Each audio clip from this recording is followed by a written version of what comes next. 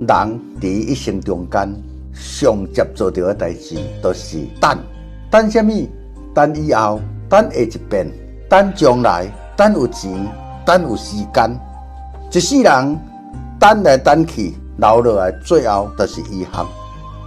错过是咱的人生。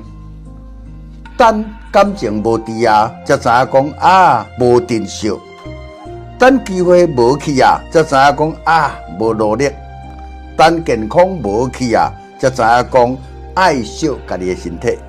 一生中间有真侪代志是袂使等的哦。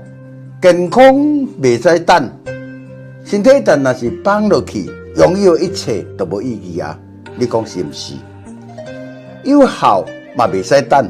等爸母无去啊，走去啊，你想要有效嘛找袂到机会啊。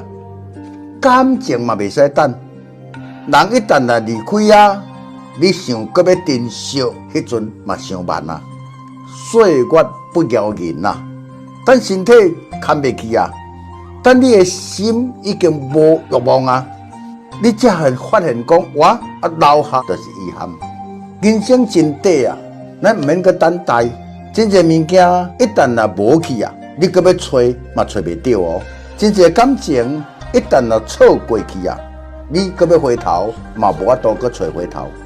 咱要知影，上宝贵的事只有一遍的人生，所以咧，人活的时阵啊，千万毋通等。